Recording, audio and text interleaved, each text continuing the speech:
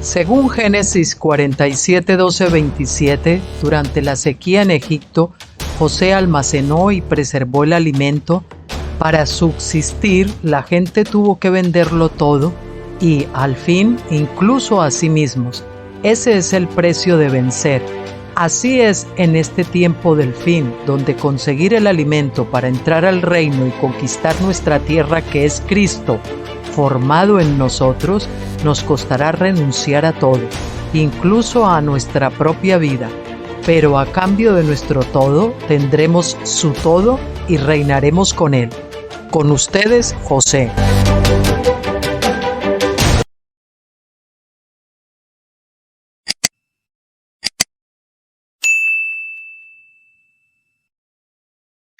Hola, muy buenas tardes a todos, ¿cómo están? Bienvenidos de nuevo.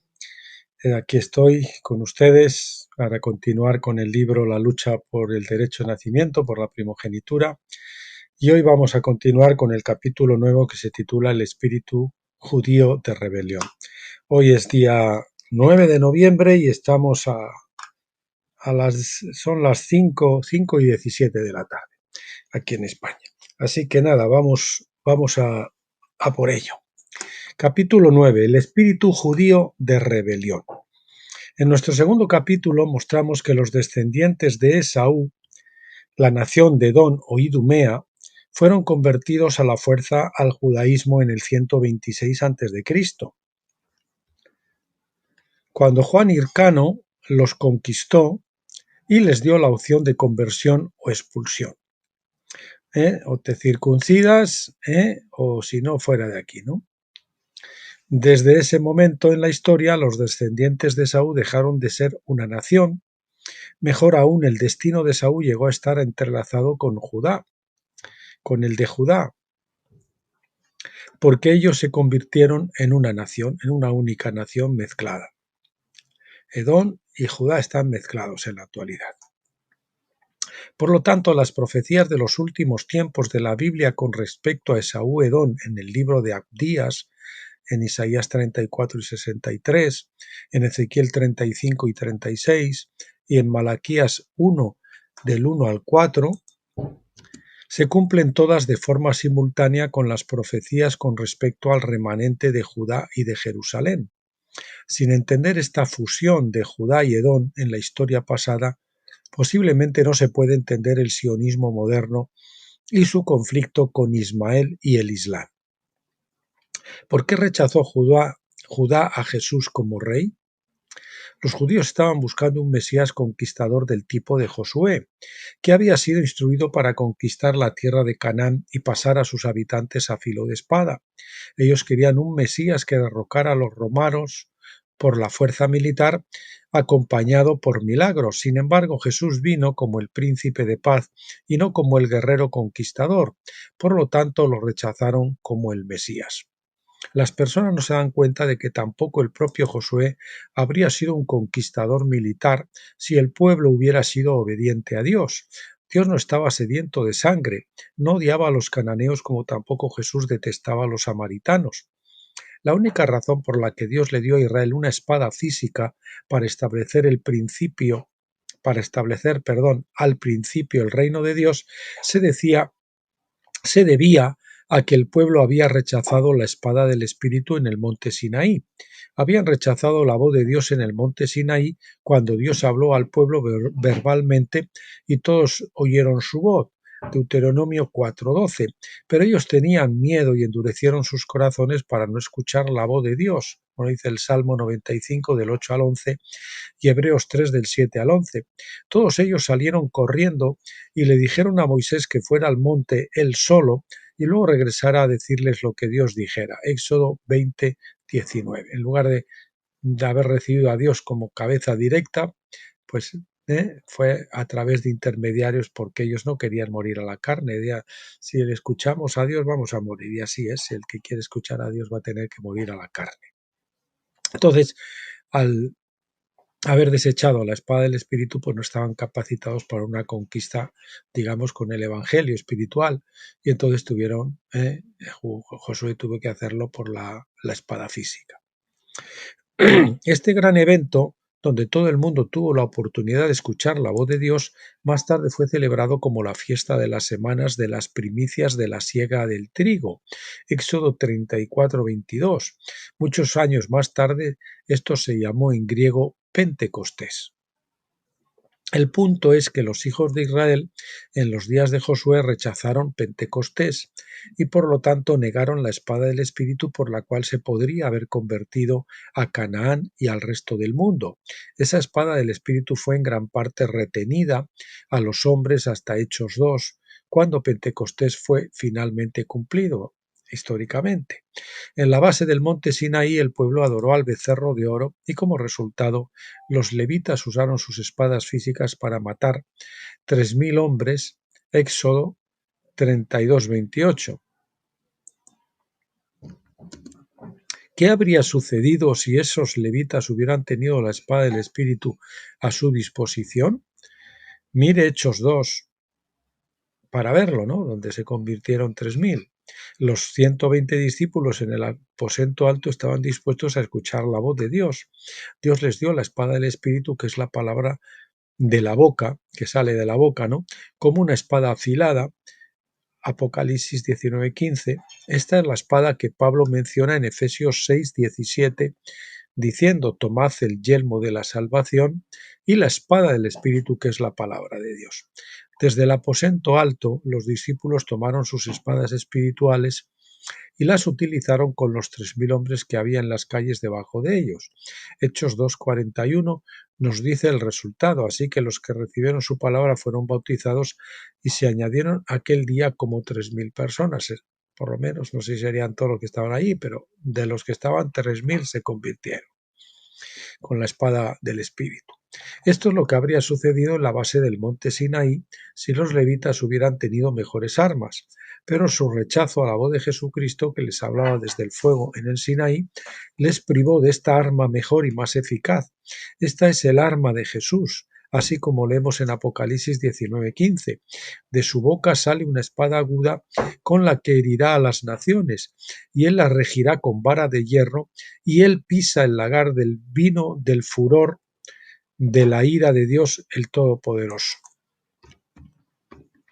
Todo esto nos muestra por qué Jesús no vino como un guerrero conquistador, sino como un príncipe de paz. Esto explica por qué Jesús, Yahshua o Josué no parecen encajar en el patrón de Josué del Antiguo Testamento. La razón de que a Josué se le diera una espada física no fue porque Dios amara el derramamiento de sangre, no fue porque Dios odiara a los cananeos, ni siquiera fue porque la religión cananea era tan malvada, fue por culpa de Israel por negarse a escuchar la voz de Dios. Por lo tanto, se quedaron con un arma muy embotada que nunca podría partir el alma y el espíritu o discernir los pensamientos y las intenciones del corazón, como nos dice Hebreos 4:12.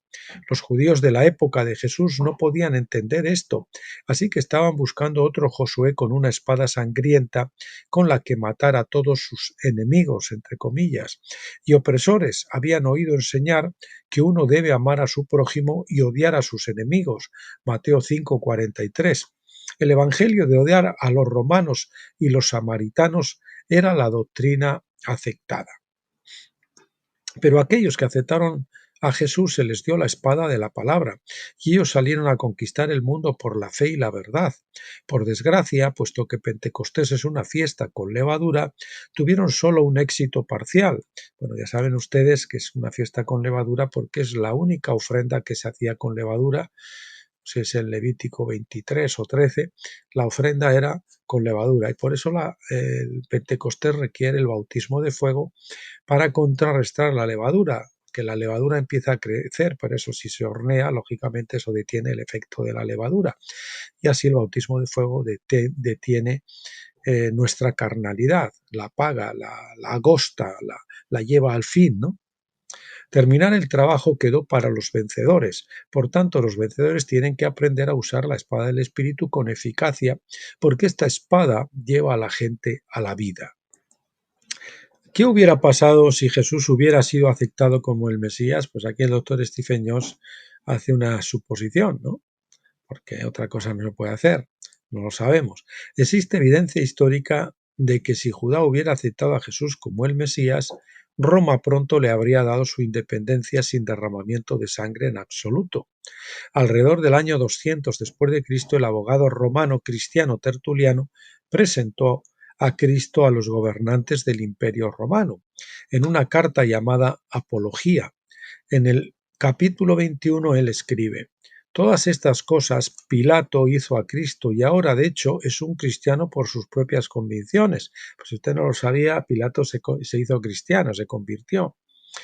Que envió palabra de él a César reinante, que era en ese entonces Tiberio. Sí, y los césares también habrían creído en Cristo si los césares no hubieran sido necesarios para el mundo, o si los cristianos hubieran podido ser césares. En otras palabras, Tertuliano nos dice que Poncio Pilato era ya cristiano en el momento en que él informó a Tiberio César de la crucifixión y resurrección de Jesús. En el capítulo 5 Tertuliano continúa: Tiberio, en consecuencia, en cuyo día el hombre cristiano hizo su entrada en el mundo, habiendo él mismo recibido inteligencia de Palestina, de los acontecimientos que habían mostrado claramente la verdad de la divinidad de Cristo, llevó el asunto ante el Senado con su propia decisión a favor de Cristo. El Senado, al no haber dado su aprobación, rechazó la propuesta. César mantuvo su opinión amenazando ira contra todos los acusadores de los cristianos. Vemos aquí que cuando Tiberio César leyó la carta que Pilato le dio acerca de Jesús, se convenció de que Jesús era un dios. Era práctica común en esos días en el Imperio Romano reconocer a varios dioses y a sus partidarios religiosos. Así, Tiberio propuso que el Senado proclamara a Jesús como uno de los dioses del imperio. Sin embargo, el derecho romano decía que solo el Senado tiene el derecho de presentar, decía que solo el Senado tenía el derecho de presentar a un nuevo dios para su consideración, ya que el propio Tiberio fue quien había hecho esa propuesta, el Senado la rechazó. Sabemos, por supuesto, que ese rechazo romano era parte del plan de Dios, pero si Judá hubiera aceptado a Jesús como el Mesías y Rey, lo cierto es que Pilato se habría entrevistado con Jesús en circunstancias muy diferentes. Pilato todavía se habría convertido en cristiano. Él habría escrito a Tiberio César, ya que era su deber mantener al emperador informado de tales eventos. El emperador sin duda habría querido entrevistar a Jesús en persona, por la recomendación de Pilato. Jesús habría hecho el viaje a Roma dirigiéndose al Senado y creo que habría sido muy impresionado con su sabiduría, amor, humildad y señales milagrosas. Ellos se hubieran dado cuenta muy rápidamente de que Jesús no era más que uno de los dioses,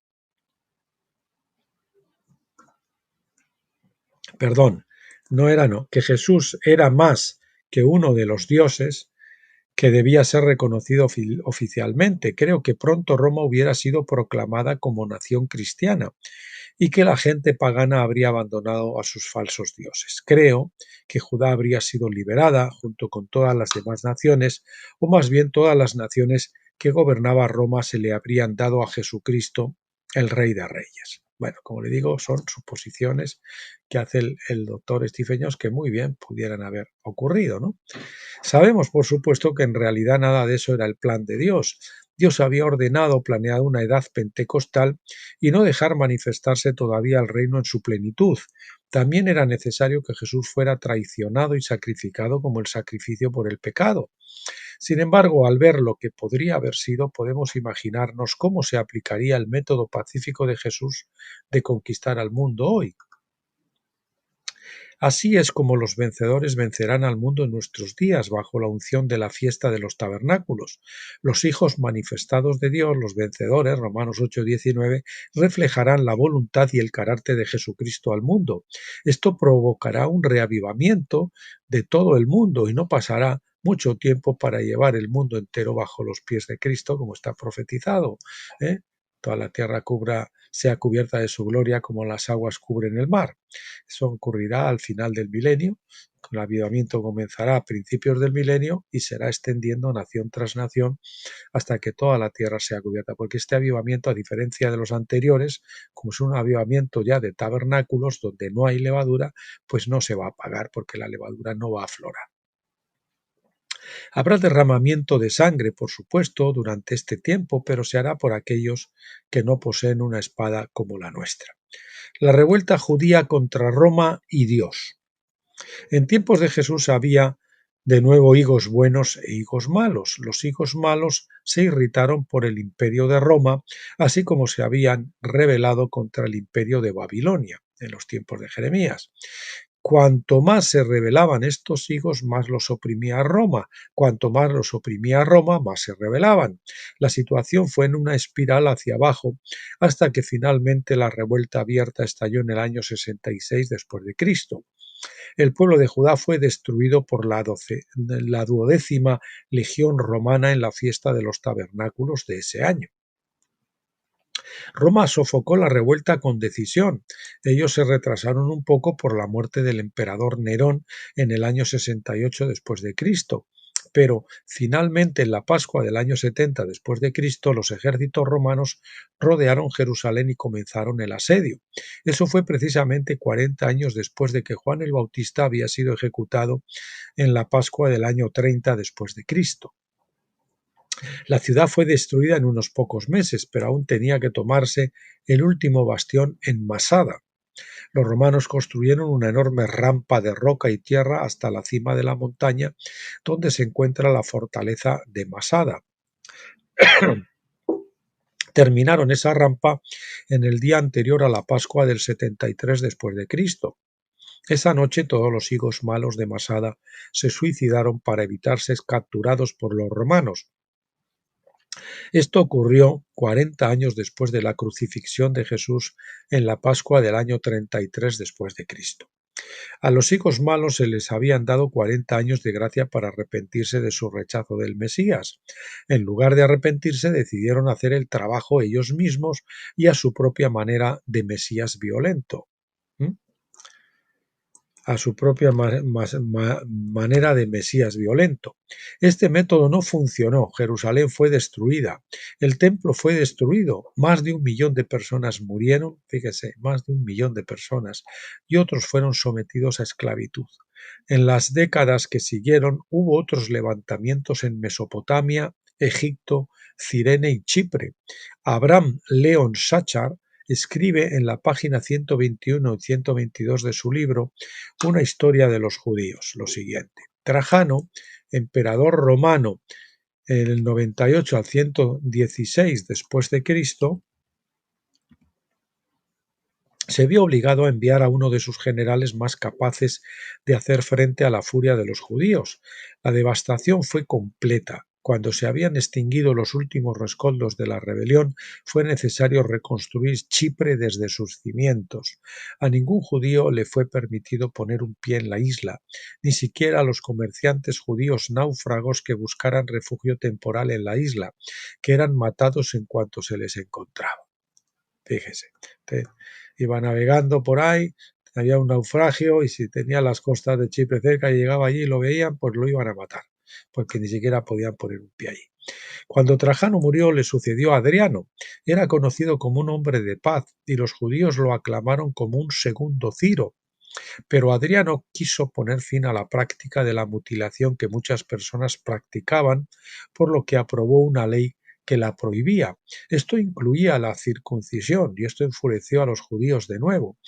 En segundo lugar, Trajano hizo planes para reconstruir Jerusalén como una ciudad romana que llamó Aelia Capitolina, en honor del dios patrono de Roma. Esto también enfureció a los judíos y provocó la revuelta final. Sachar escribe en la página 122: el alma de la revuelta fue el venerable rabino Akiva, uno de los más capaces de los líderes espirituales de Israel. La opresión romana despertó al rabino pacífico para el conflicto activo. Centró todas sus esperanzas en un joven guerrero brillante, Bar Kocha, que se convirtió en el cerebro y la espada de la revuelta. Al parecer él afirmaba ser de inspiración divina y para sus fieles seguidores parecía el tan esperado Mesías. En todas partes el del país escuchó la palabra de que el fin del sufrimiento estaba a la mano. El tirano que se había atrevido a profanar la casa de Dios sería barrido como paja. El país volvería a pertenecer a la gente que lo había convertido en sagrado. Cada pueblo, cada caserío se agitó. Solo la secta de reciente formación de los cristianos rechazó la autoridad de los líderes judíos. Los judíos creían que esta última batalla contra el águila romana era como ninguna otra, era el preludio de la creación del reino de Dios en la tierra. Es lo que ellos creían. La revuelta tuvo éxito en un primer momento y el altar de Jerusalén fue dedicado de nuevo, pero Roma trajo de Gran Bretaña al general Severo y conquistó Judea. Sachar nos dice en la página 123. Bar Kokhba y Akiba fueron ambos ejecutados, junto con todos sus seguidores. Las víctimas fueron mucho mayores que las de la destrucción del Estado en el año 70. A los judíos se les prohibió, bajo pena de muerte, poner un pie en Jerusalén. Solo en el 9º de Ab, el tradicional aniversario de la destrucción del templo, los judíos podían pagar por el derecho a llorar en el sitio del antiguo santuario. Durante los siglos a partir de entonces compraron sus lágrimas para llorar sobre las glorias perdidas del pasado. Sin embargo, nunca abandonaron la esperanza de que algún día, en el propio camino de Dios, una restauración vendría a la Tierra Santa, una vez más levantándose de las ruinas, construidas con ternura por manos judías. Bueno, como ven, aún después de lo de Masada, vino la revuelta de Bar Kokhba. O sea, como que no aprendían, ¿no? El espíritu del sionismo no aprendía la lección. El espíritu ese rebelde de hacerlo por la fuerza, por el terror, por la violencia, ¿sí? Y siempre pues le salía el tiro por la culata, obviamente. Así fue como terminó la revuelta. Ellos no entendieron y todavía no entienden por qué esta tragedia cayó sobre ellos. Ellos no entienden por qué Dios no les ayudó a ganar las guerras. Esto los hizo amargarse en contra de Dios en vez de arrepentirse de su rechazo del verdadero Mesías. De hecho, el obispo del siglo IV, Eusebio, cita a Justino Mártir en su Historia Eclesiástica, libro cuarto, versículo capítulo 8, supongo que será. En la reciente guerra, Bar Kokhba, líder de la insurrección judía, ordenó que los cristianos fueran condenados a terribles castigos si no negaban a Jesucristo y lo blasfemaban. Bueno, pues esto, si querían, no entendían por qué el Señor les hacía esto y no lo entienden hoy, pues que lean Deuteronomio 28, las maldiciones por la desobediencia, ¿verdad? Los judíos no entendían por qué Dios permitió que sus enemigos romanos tuvieran éxito en la destrucción de su nación y del segundo templo, pero la explicación es simple. Dios los había liberado de un yugo de hierro de Babilonia a un yugo de madera más ligero bajo Medo-Persia, Grecia y finalmente Roma, pero no estaban contentos con aceptar la duración de su condena por los pecados de sus padres, los higos malos. Así que ellos se rebelaron de nuevo en el 66 al 73 después de Cristo, tratando de sacudirse el yugo de madera. Fracasaron porque su revuelta fue una violación de la ley en sí, tal como se explica totalmente por el profeta Jeremías. Al rechazar la palabra del Señor se endurecieron sus corazones y esto les cegó al Mesías mismo. Ellos lo rechazaron porque rechazaron sus métodos pacíficos de conquista de la tierra, los del Mesías, se entiende. Así que con esta revuelta contra el juicio de Dios, de nuevo se encontraron bajo el yugo de hierro entre las naciones, como esclavos cautivos y teniendo prohibido poner un pie en Jerusalén.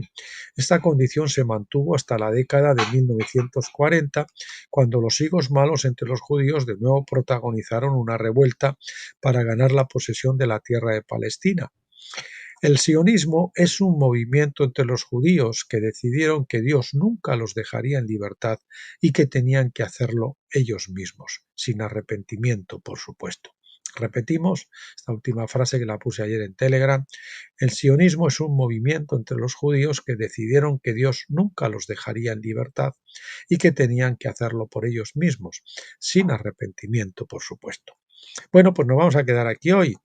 Mañana, si Dios quiere, o si no el lunes, pues estaremos viendo, si Dios quiere, el capítulo 10, Principios del sionismo. Vamos a ver cómo comienza el sionismo, allí por el 1800 y pico, creo que es, o en la década de 1800, a principio del siglo XIX, y vamos a continuar cómo eso, cómo van, cómo evoluciona, cómo se meten ahí en la Tierra Santa y de qué manera lo hacen. Bueno, y nada más por hoy. Entonces, si mañana no vengo, que tengan buen fin de semana, que descansen, que se renueven en el Señor. Y bueno, les espero para el próximo día, bien sea mañana, como les digo, o el lunes. Aquí les espero, Dios mediante. Hasta entonces, pásenlo bien.